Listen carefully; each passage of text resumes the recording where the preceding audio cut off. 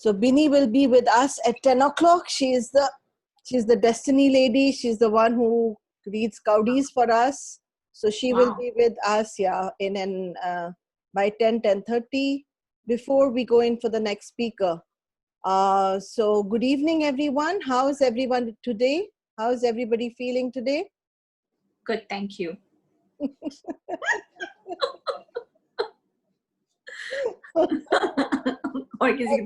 Now go on your Facebook, Neetu, and just share. Okay. You can see on my Facebook the recording starting, and you can then from my Facebook share on your Facebook. Gopal, you can do the same.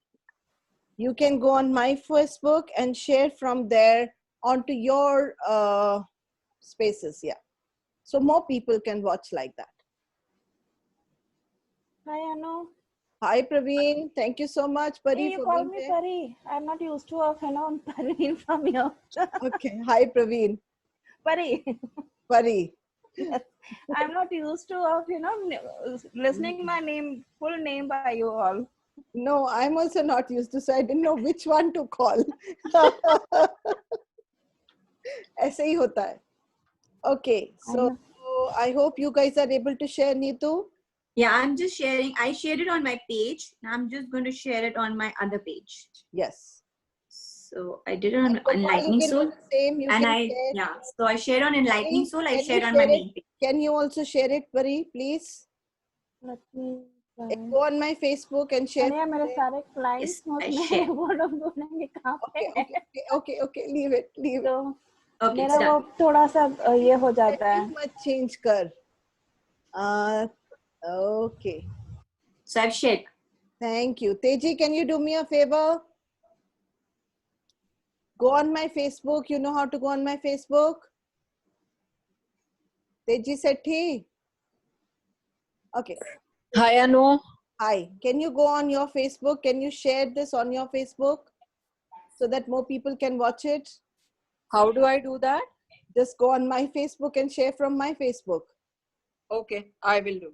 Thank you. Thank you, everybody. Okay, so let's take off. Like I said, Bini is going to be with us at about 10 o'clock. So she will have to wait.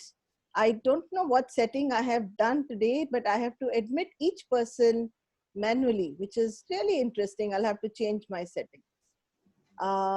That's fine. I mean, every day you should have some new excitement in your life. Something True. that you didn't know. You learn something new. Every day. Okay. So, good evening, Sat Sri Akal, Namaste, Dobry Den, wherever you are. लोगों के 12 बजते हैं और मेरे 9:30 बजते हैं. This is the new norm. कई लोग मुझसे पूछ चुके हैं कि why am I doing this? To be really honest, मुझे भी नहीं मालूम कि why am I doing this. कोई कह रहा है कि तुझे जुनून है, कोई कह रहा है तुझे पागलपंती है, और किसी ने तो ये भी कहा कि तेरे प्लेटफॉर्म से लोग अपना बिजनेस चला रहे हैं. तो मैंने बहुत सोचा कि मुझे इससे गुस्सा आना चाहिए कि खुशी होनी चाहिए. समझ में ये आई कि एक्चुअली यू नो व्हाट, जहाँ पे सारी दुनिया बंद बैठी है, अगर मेरे प्लेटफॉर्म से किसी का भला हो रहा है तो सो बी इट. शायद ये मेरी तरफ से नहीं है, ये किसी का भला इसलिए हो रहा है क्योंकि होना है. So what I'm trying to say is that who am I to create a business for someone? Let's give credit to you who has done all the stuff, including copywriting, including cheating, including whatever. तुम किसी भी तरीके से पास हो यार. That's more important. And more than anything else, मैं वैसे भी आपको इस forum से निकालने वाली नहीं हूँ. For a simple reason, this was started from nothing and is going to go back into nothing. But वो nothing to nothing में जो journey हुई ना, उसमें बहुत कुछ I have gained. शायद पैसे gain नहीं किए मैंने, लेकिन I have gained friends from across the world. And to be really, really honest, when I asked them to sit down and talk about their stories, my life becomes more complete. I'm wondering why I never did that before.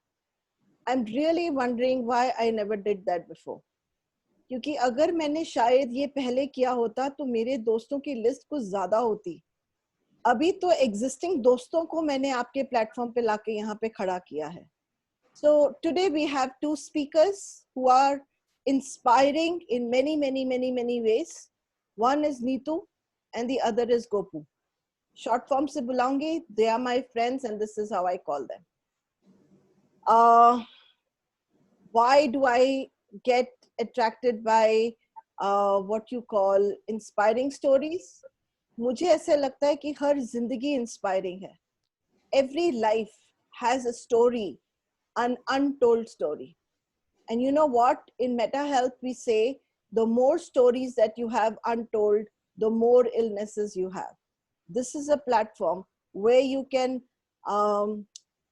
speak boldly, authentically, and let go of your secrets. Share your stories, guys. कितनी कंजूस है ना हम कि अपनी story भी नहीं share करना चाहते. Forget anything else. मुझे तो ये लगता है कि अगर मैं आपको बोलूँ ना कि अपने सिर की जूं मुझे दे दे, तो उसमें भी आप लोग बोलोगे, ओहो कितने पैसे लेगी या कितने पैसे देगी. Now, let's get straight to the point. We all go through life, and life is not just like that. Life is good fun. You know, it gives you spice, it gives you bland taste, it gives you a bitter taste in the mouth, it makes you cry, it makes you laugh, it makes you sometimes tired, it makes you sometimes say, I've given up on myself. Over here, people who've really battled with their life, and they got tired, they rested, but they never gave up on themselves. And they never gave up on people who loved them. Because when you give up and you leave this world, you go away. But what should others do? Should they burn away your memories? Should they forget you forever? Should they delete you?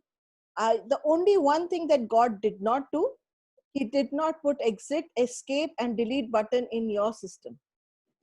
You can only be, how do you say, become aware, but you can't really delete. And you can change those memories. So today we will first start with Neetu.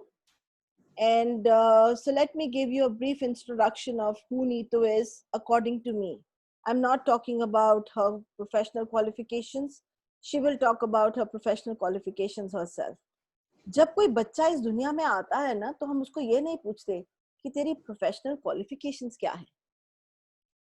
नहीं पूछते ना. तो इसीलिए मैं मेरे दोस्तों को नहीं पूछती हूँ कि तेरी प्रोफेशनल क्वालिफिकेशन क्या है. For me, this is about connections. This is about holding hand. And this is about moving ahead with holding that hand. So Neetu came into my life a year back, or I came into Neetu's life a year back. I have a brilliant friend, Dr. Nevedita. Abhi wo kya hai na, Dr. Nevedita has this कीड़ा inside her. She's a conventional doctor who wants to become an alternate healer, or is an alternate healer. अक्सर ये होता है कि alternate healers become doctors, but यहाँ पे उल्टा है. And she actually introduced me to Neetu. Neetu was running a Akashic Record workshop, and I was invited to reach there. You know what was really interesting? I didn't know what Akashic Records were. I'll be very honest. मैं वहाँ पहुँची थी क्योंकि मुझे मेरे दोस्तों के साथ गप्पा शप्पा मारना था, and I wanted to have a great time. Of course, learning was part of it.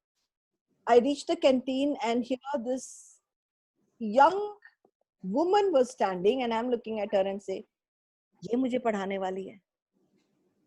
Literally, because she was so young that, you know, sometimes we don't think the young can be wise, but she is a very wise soul. And we ate together, we smiled together, and then she took us to her room where we sat down and did a workshop. I think I gave her a difficult time because I was very disturbed about having the workshop in the bedroom. And I think that stayed in my head because if I'm going to sit on the bed, I'm going to sleep. That's one part of it. But Neetu did something amazing on that day. She opened a part of my life that I have never visited. And I did use Akashic records in a way that kind of I was in disbelief, even though I've done a lot of work, but I was slightly in disbelief that this can really happen. This is how it is. And that doesn't mean that you won't use the modality. It just means that you are restricted in your mentality. So over to Neetu, to this amazing soul and understanding her journey. Thank you so much, Neetu, for accepting my invite. She's presently in Dubai or Kuwait. I'm not clear. Dubai. She's presently in Dubai. She's very much an Indian. And but वो क्या है कि बीच के है ना यहाँ के ना वहाँ के और सब जगह के. चलिए नीतू, आपकी बारी. Weave the magic that you have to over here. All yours. Thank you. Okay. Thank you, Anu, for inviting me and giving this opportunity to share my story or the things that I've gone through. Thank you from my heart, really. I had always felt that someday I would love to share and tell people how life is. And, a lot of students come back to me and say, when they look at me when I'm teaching, and I tell them, okay, be motivated, do this, encourage them. And they feel that it's a cakewalk for me. And I get this lot of comments from people. They come back, oh, you haven't seen life, you're too young. So you don't know just because you have the confidence, so it's easier to say. So I always wanted to share with them, it's not a cakewalk, it never was. And what I am today, it took a really hard work. Wow, that's amazing. That's amazing. So how often is it that your students say that you had a cakewalk? Many a times. Most of my classes, it's always like that. So because when some student gets tough and they're not getting something, and I tell them you can do it, it's not very difficult, trust me, you will get it. They're like, yeah, just because you get it, it's not that we are going to get it so easily. It's just that because you've been there and you're gifted. So I always tell them it's nothing like that. It's just I also built up. So yeah, it's very often. Wonderful. So Neetu, can you take us through your professional qualifications? Because it's really important over here right now. Thank you. So should I just tell what healing modality, or should I tell my background of my other education? Both. Just give them everything that you can about your qualification, because often people think that healers are not educated. And often people think that you have to just close your eyes and everything happens. And and the other belief is that they have a cakewalk, and it's just that their life is most difficult. So let's tell the people what really you are qualified for. Okay. So I'm an MBA in marketing. I'm a double MBA basically. So I did one MBA, my master's in business in India. And recently I did it from US, from Emerson College. I think in 2016 I completed. And then I have done a lot of things. I've done art and design from London, from University of Newport. I have done aviation college. I have joined aviation college and learned passenger handling also from Emirates in Dubai.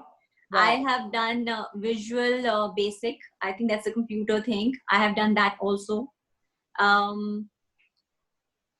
So these are ones I remember, and there are many degrees that I have taken because I kept on doing something or the other. I always wanted to enhance myself.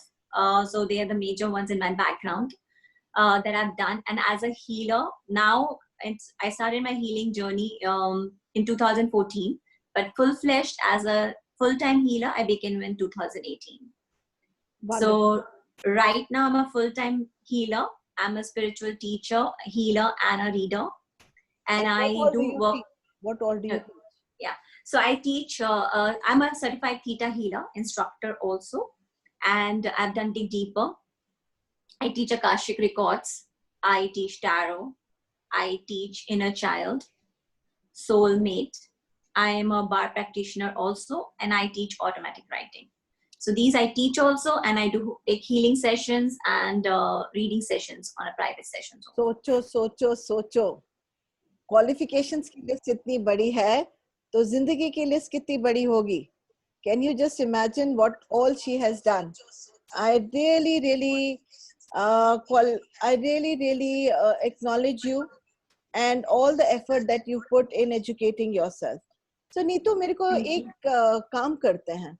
Yesterday we were having a chat, and you took me very beautifully back in time into your childhood, into that living room, which was empty, where there was no furniture, where there was not even a bed to sleep on. And let's go in there, and can you tell me what really had happened and why you were in that living room or in that house where there was no furniture, there was nothing? Yeah, sure. So we had, I was brought up in Kuwait. Then the war happened, the Kuwait and Iraq war, which everybody knows. So we had to leave everything and come back to Delhi, to our house in Delhi. We never thought that we would come this way, ever. And when we landed up, there was nothing. We had nothing. We left everything behind. We just ran and came back. We just had 2 suitcases with us. There was nothing, like we didn't even know what life would take us to. I was with my parents and my brothers were studying. I was in school at that time. My father didn't know what.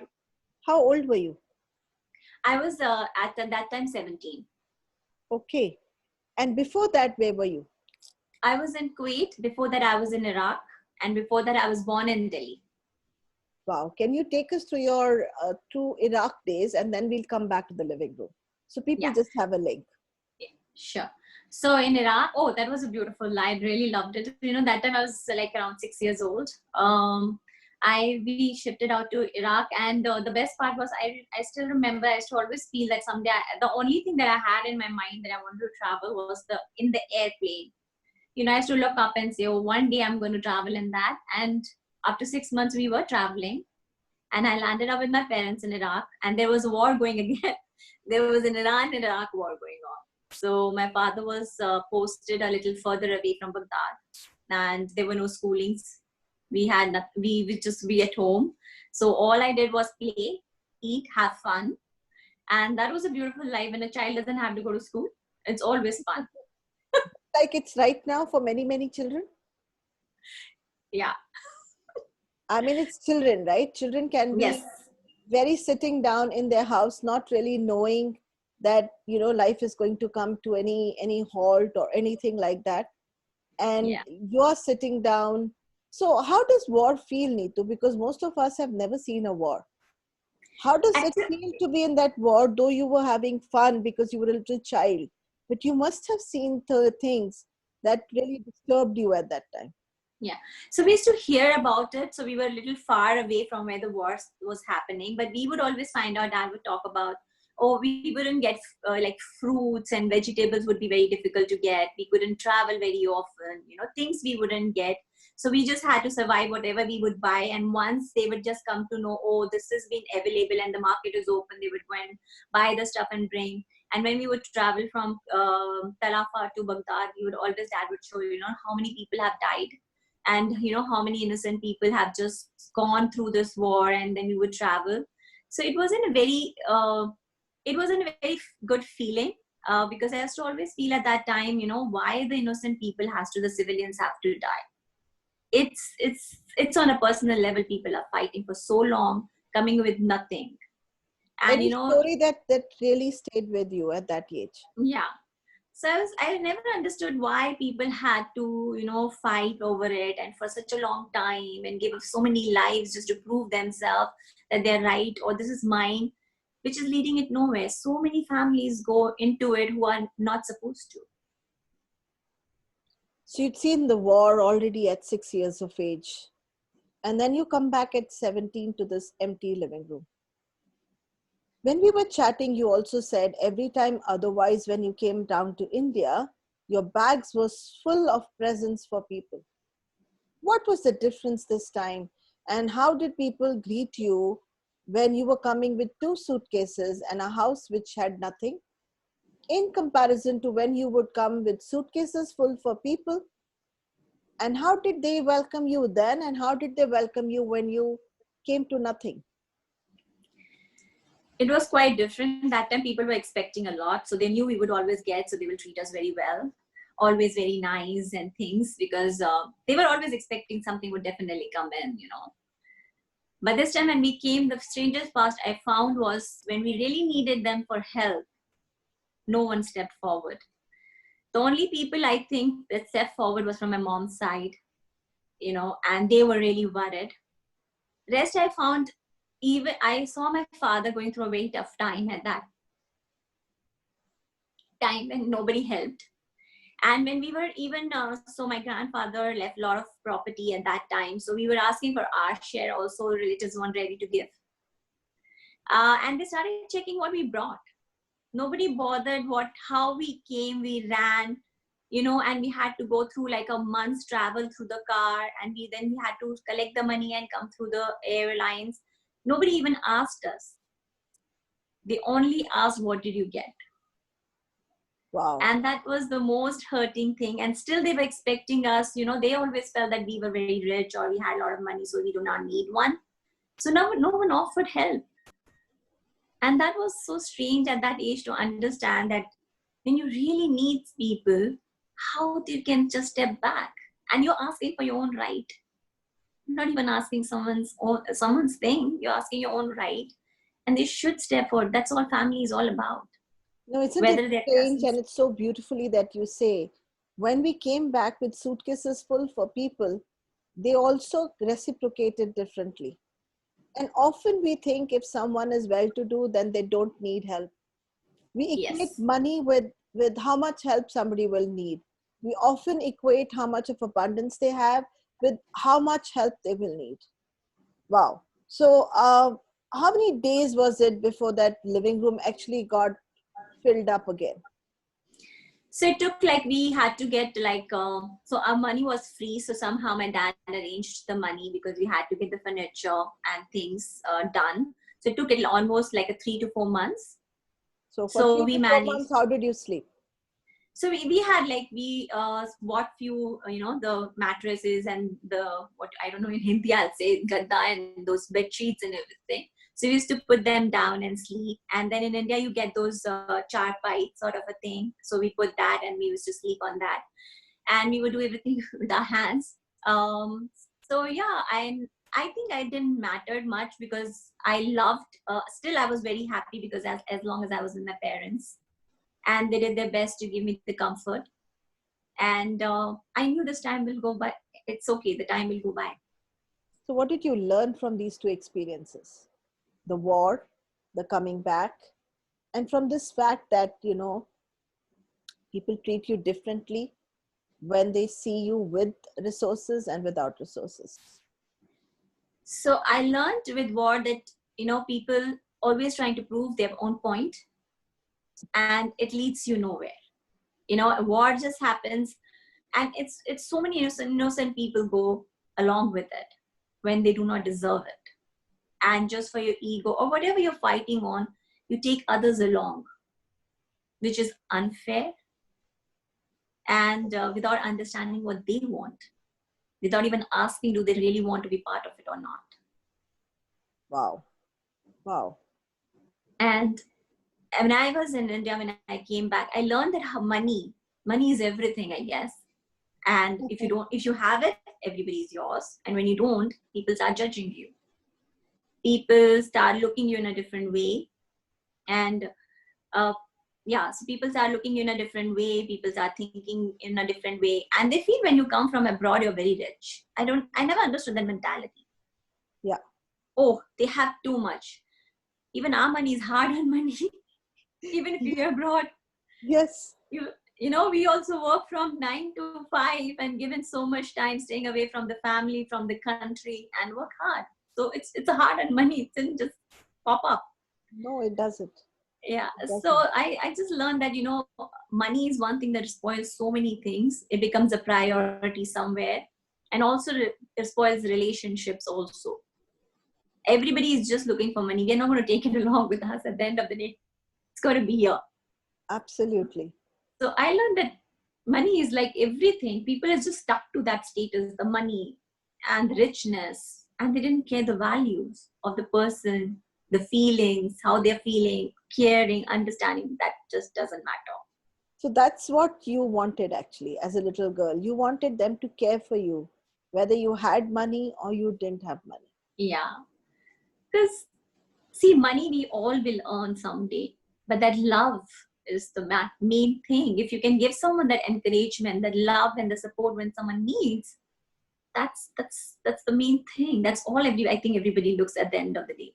So you're How looking much for a ever the rock. rich person is. You're looking for a rock, solid rock to lean by, who can hold you at that time. Yes. And I think that was probably for your dad, because you would have wanted people to support him. Yes. And Definitely. when I people was to feel did so not much for support him. him, what did you want to do for him? Oh, I wanted to do a lot for my father and my mother because they are the pillars. I think what I am today is just because they have been always standing next to me. I always used to feel one day when I will be very successful, I'll give everything and anything that I can in my reach to my parents, to my dad. That one person who keeps the entire family together, and he never says a no to us whenever we want something. He stood by me every time I fell. Wow. And You're a very lucky girl to have very, very supportive parents, because yes, I've heard horror stories even there. So yes, they were unconditionally there for you, yes, exactly the way you asked God to give you support, a rock, whether it is good, bad, wrong, right, yes. whether there are resources, no resources. You're very lucky, Neetu. So Thank let's go you. further. You remember, I'm sure you do, that why was marriage so important and what really happened? Can you carry us through that journey?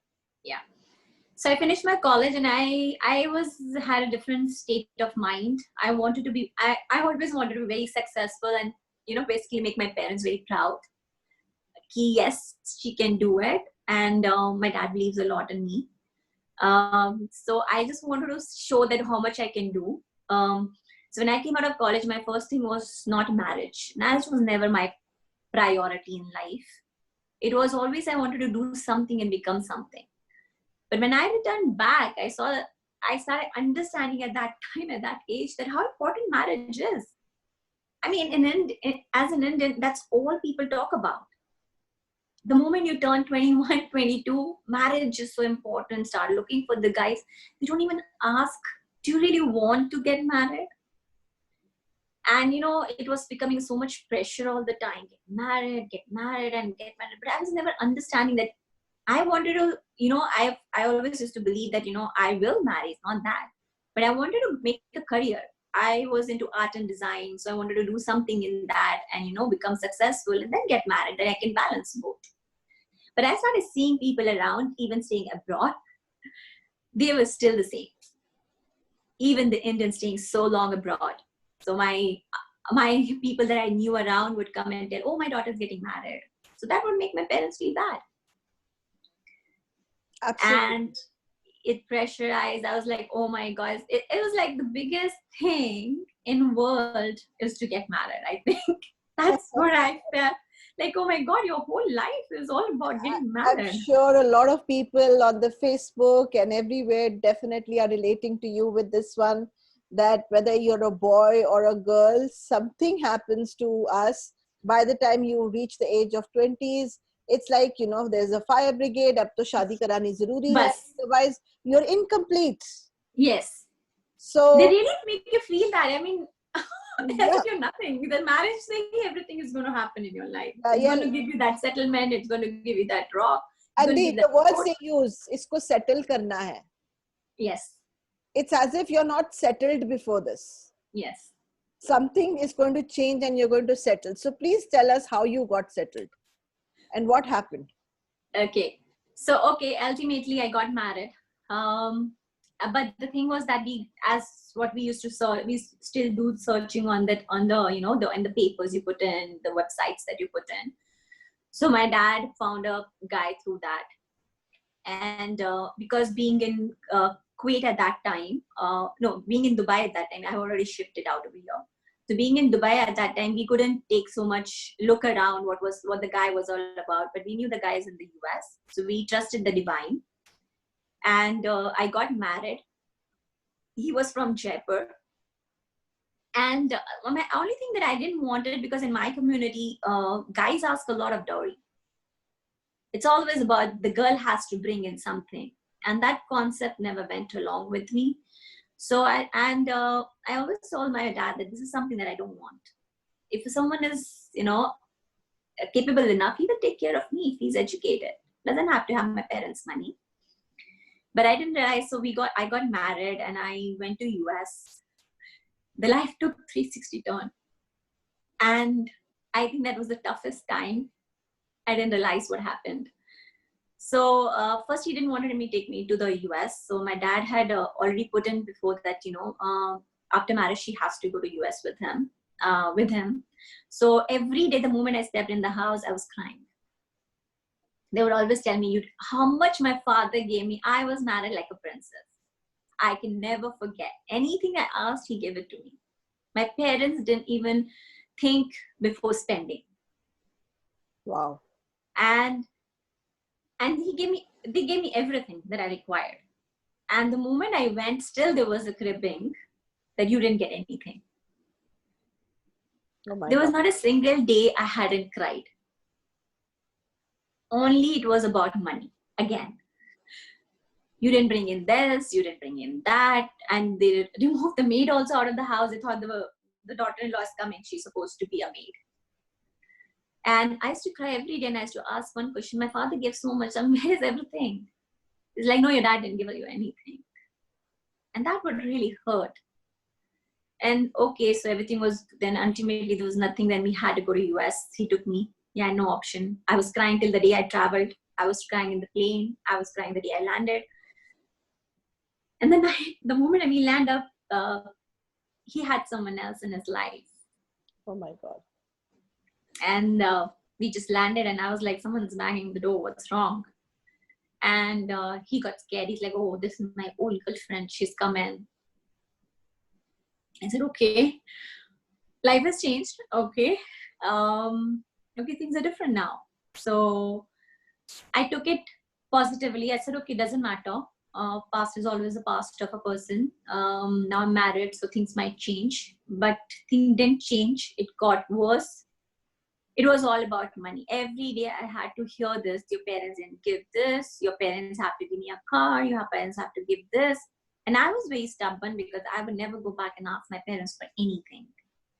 I think that's when the things started getting rough. He started hitting me. He started torturing me.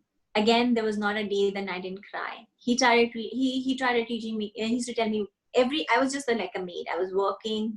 He removed everything. He said, yeah, you have to wash clothes. So there was a lot of things that was going on. He strangled my neck.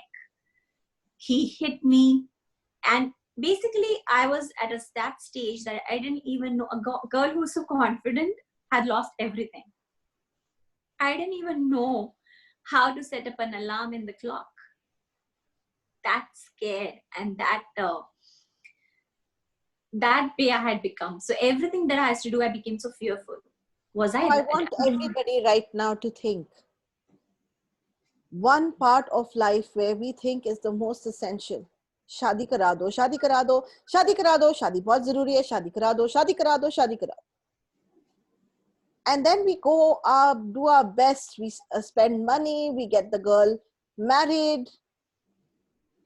But how are we going to make sure that she's going to be fine?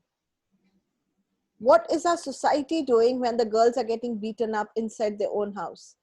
And this is not just a unpad ladki. This is not just a abla ladki.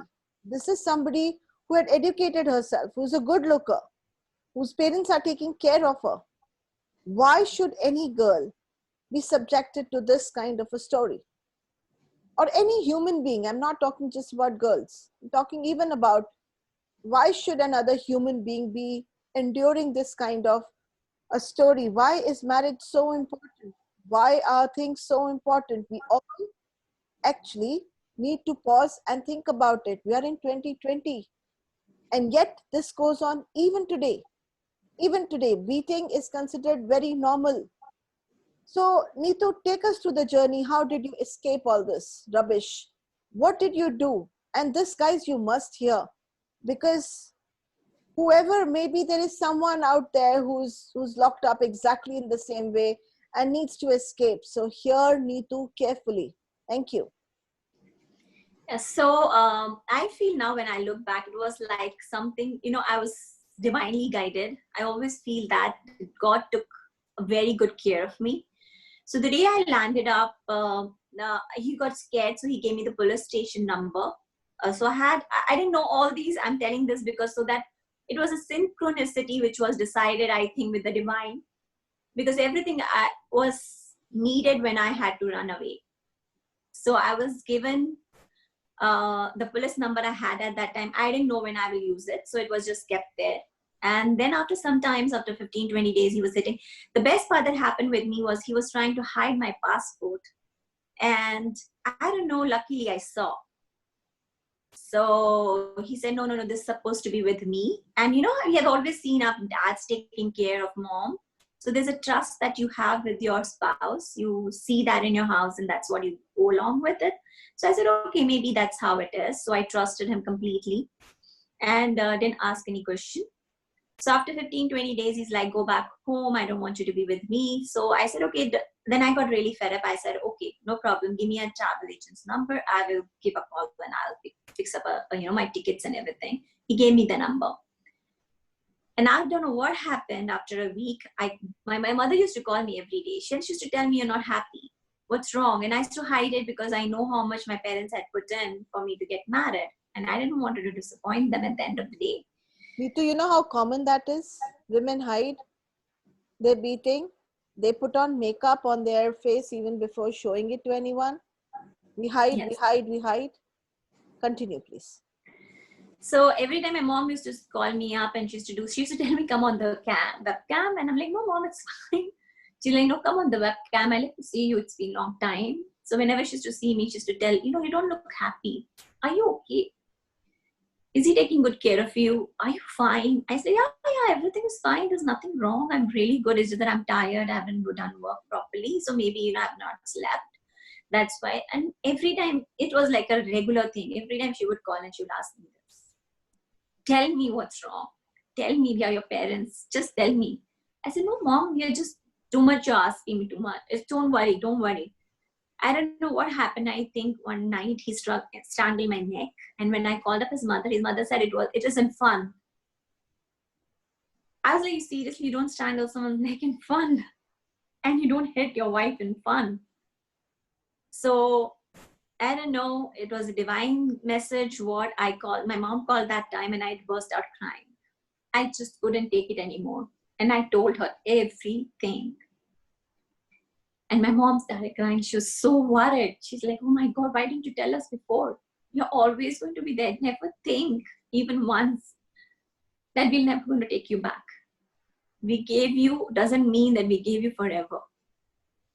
Your dad and I am always going to be there for you. I said, no, it's okay. I can handle it. She's like, no, you cannot handle it. If you want, you can come back home. I said, no, it's okay. I will see for some time.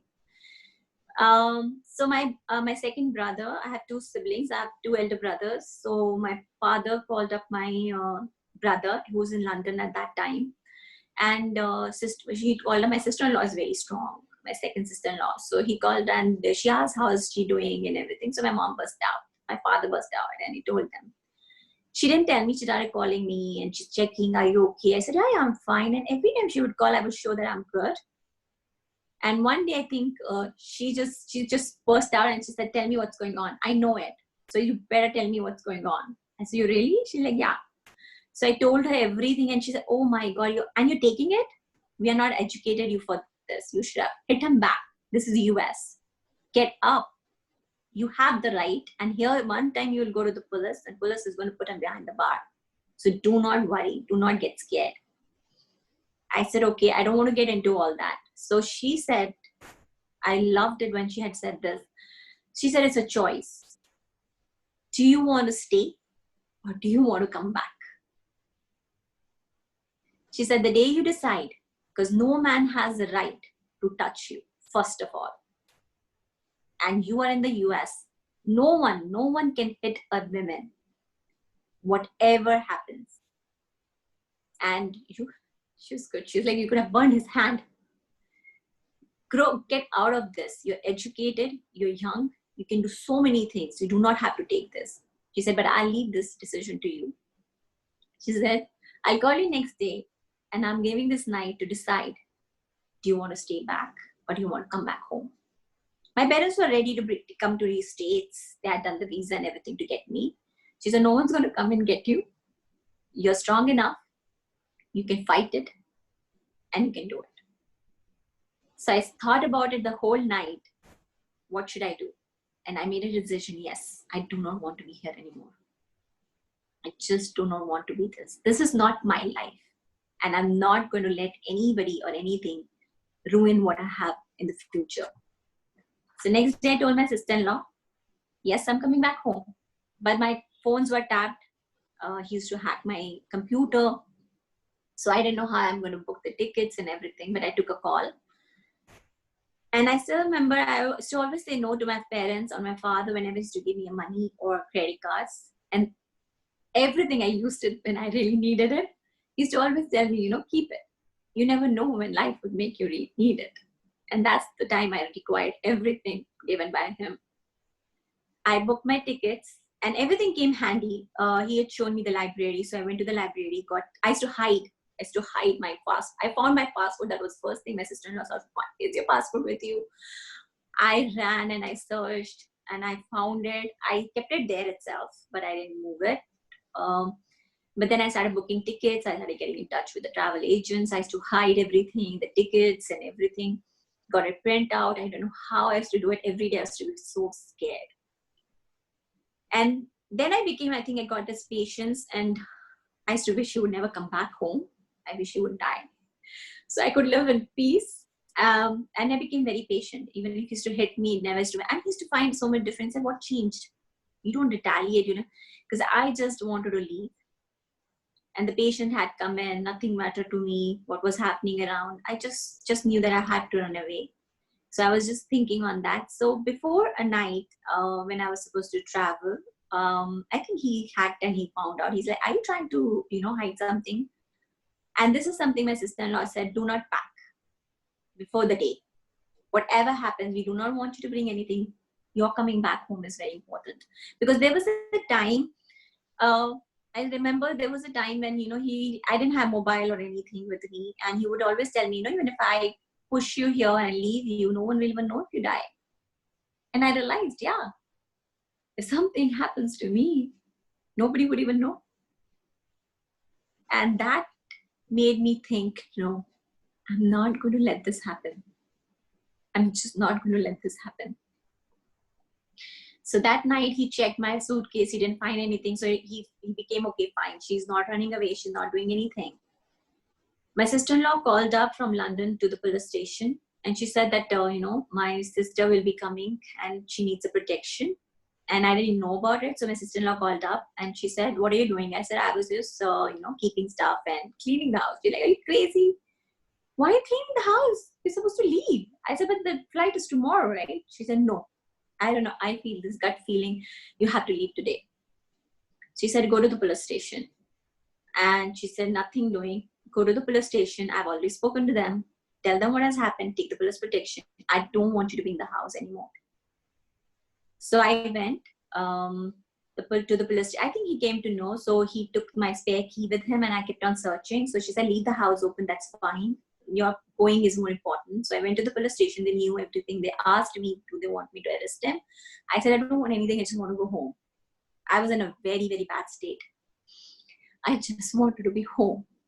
So he said, okay, do you want to go back to this apartment? I said, yeah, I have a few things that I need to pick up because if I have to stay somewhere, I need my stuff and everything. So she said, okay, a police person will go with you. I said, fine. So this guy came along with me and I ran to get something from the attic and I fell down. I toppled down the 10 stairs and I landed on the floor and hit my head. And that guy was standing and he got so scared. And he said, ma'am, I'm going to pick you up. Please, you're bruised. I said, I don't know where the strength came. I was like, no, I'm fine. I am not bruised. I just want to leave. And he said, no, you do not understand. You hurt. I said, no, I don't think so. I'm fine. He said, still, ma'am, I'll pick you up. You're hurt. You're not understanding. Is this the suitcase you want to take along? I said, yeah. He picked that up. He said, we don't have time. Your husband might come back. So we don't have the authority to stay for a longer time. So they took me in the police protection. And all I was crying and crying and crying. And they kept on asking me, do you want to file a case against him? I said, I just want to go home. I just want to go home. Nothing else was required. They put me in the police protection. They put me in the hotel under anonymous name. And when I sat down, I had that some time and I realized how bruised I was. Yes, I was really hurt when I fell down. And I felt that I was emotionally, physically, and mentally, all the ways I was hurt. And I called him my dad. And I think that time I felt everything has just ended in life. Wow. Everything in that one go has been completely gone. And I told my dad my life is over. And he said, no, come back home. We'll make it more beautiful. Trust me. Come back home. And he'll be different. And when you came back home, what did you do to make your life beautiful? What are the steps you took to make your life beautiful? What did you So do yes, to regenerate yourself? Because today you heal people. Today you look at those scars that they are not aware of, just like you were not aware of on that day. Today you have become in the place of that policeman who's looking at you and saying, can I pick you up because you don't even know you're bruised. Today you're doing that for people and picking them up and saying, you don't even know that you're bruised. And maybe you need this tool. You're empowering people by not just picking them up, but giving them the tools which are appropriate for their growth and empowerment. So tell me, Neetu, what happened next? How did you reached back home and what did you do next? so I'd already taken a decision. I traveled to London. I thought that I just wanted to be away and take some time off. I wanted to understand myself and life, which my parents supported. As I said, my parents supported me very well. Very well. It was a blessing. They are the pillars and anything and everything they had done for me. So I went to UK. I did art and design. Then I started my journey. And when people would look at me, I think there was something in me that has changed a lot. I became more confident. And I knew that there was something, it was beyond what I was living my life. And now I'm going to find that out. So my journey started and, people would look at me and when they would know my story, where I'm coming from, they said, just a month back this happened? You don't look like that anymore. Are you sure that really happened? That's another thing, Neetu. We are either judging people from their looks, ये लगती कैसी है, या फिर we are judging people from their money, इसके पास पैसे कितने हैं, या we are judging people from how much of abundance they have in their life. Yes. And then making our own calculations and saying, because this person is abundant, because he is holding people, because, oh, इसको तो ज़रूरत नहीं है, या इसको बहुत ज़्यादा ज़रूरत है. Yes. So everybody would ask me, oh, you really had such a tough time? I mean, it doesn't look like. I was like, seriously? And some people were like, oh my God, really? So I started meeting different people and started understanding how people judge you. This is one thing that I learned. People will judge you in anything, everything that you do. Whether they will judge you with the age. They want to know if you're young or, elder. Then with the age, they want to judge you, are you married or not married? And then they'll judge you, oh, you're divorced. Oh my God, there must be something wrong with her.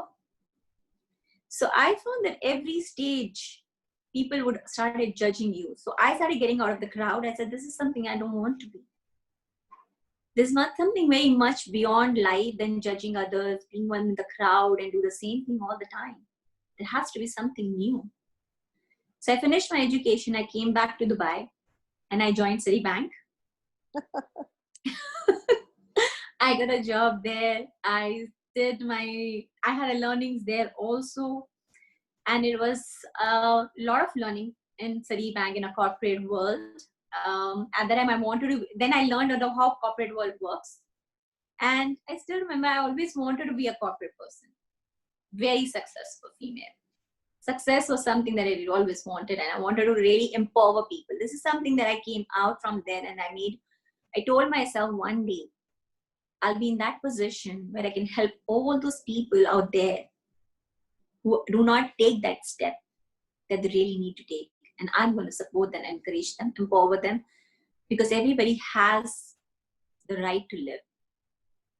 You're right. Everybody has the right to live, guys. Everybody has the right to live. So beautifully said. So take me through your spiritual journey. How did you meet your gurus, your teachers who really, really got you out? Yes. So it happened in 2014. I had my ups and downs in the corporate world. So a lot was going on, and I was searching why am I born? I used to always feel there's a reason when you come on this earth. I think the soul searching has started. I was gone very spiritual. I was looking through questions. I was looking for answers. And then always I wanted to see if I could change one person's life. I used to feel it will be worth living. Even if it's just one person, at least I did something for someone. And I felt that, yes, it was worth it.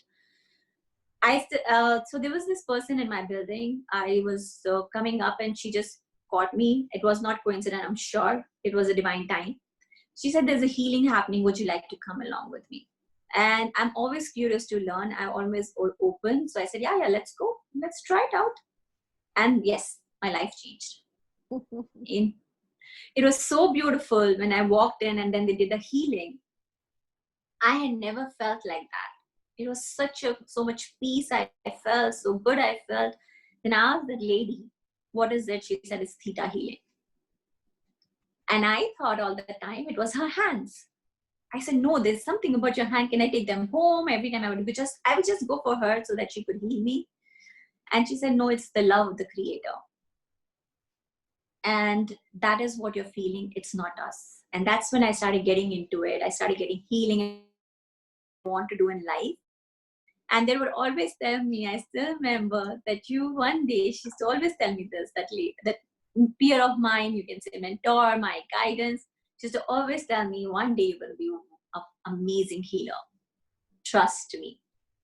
You have been a healer, you will be. And that time, in a different world, want to be in a corporate world. I didn't want to know what healings were, what readings were. I just should go because I feel peace. That's all. I didn't want to go anything else. I wanted to be very successful into advertising company, have a CEO of the company, and that's all I wanted. Slowly the journey started, and then I landed up doing theta healing course, a practitioner course, and I still remember how much I had cried. Till that day, I didn't even realize how much pain I had been carrying all this time. For 6 days, I was just crying in the course. And I realized, oh my God, how much we hold on without even realizing. And we just keep moving and, keep that suffering within in the heart, and we never open up. That gave a big awakening to me. Then I repeated it many times. And then again, the divine timing came. I wasn't looking to do a teacher's course in theta healing. I landed up in 2015 in India. It happened overnight. My parents supported again. They said, if this makes you happy, do it. So I went to India, I did teacher's course, and my blessing, I got a demo done on me by my teacher, my mentor, everything by an stable. And she healed my heart because I was again crying for 6 days there. And I went to her and asked, what is the pain? She said, you're ready to heal. You're ready to change. You're ready to make an awakening. And she said, I'll do a demo. She did. And yes, my journey changed. I became a healer, and still I didn't want to be into healing completely. I had different dreams. Again, I went to US in that 2015, and I did my another master's because healing wasn't something that I wanted to do ever. And my mentor told me one thing, it's fine. You always have a choice. And this is what I learned down the lane. We always have a choice. You are the one who creates your destiny every day with the choices that we make. And that choices is what decides what tomorrow is going to be or the future is going to be. So when someone comes and says, no, this is how my destiny is, I don't believe it anymore. because I know that's a choice that you made. And that's for the circumstances that you have in front of you. So I chose to go to US. I had my up and down over there again. Then in 2017, but the healing was something that became a part and parcel of me. That's when I learned in that journey. Yes, I forgot. In 2014, I was shown my vision. We were doing theta downloads, and I always was to ask the divine, the creator, what is my life purpose? What is my life purpose? And then I was shown the creator appears, Christ appears and tells me, this is what your life purpose. You'll teach millions and hundreds of people. And I couldn't take it. I felt that was not something I really wanted to do. There was something different. Maybe it's my own subconscious mind, something is going around. So I told my mentor, and my mentor was like very happy. He said, don't worry, it's going to come.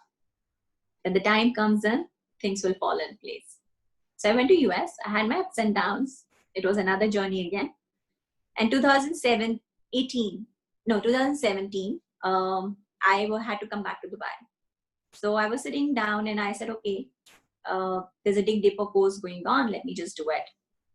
So I went there, and again I was crying. My mentor told me, it's okay, go to Dubai.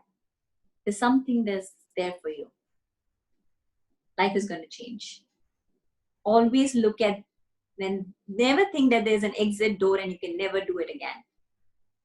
There's always going to be another opening, and look at that. Stop looking at the exit door so long that you forget to look at something that's open on the other side. Who says you can never come back, or you can never do these things again in your life? Again, it's a choice.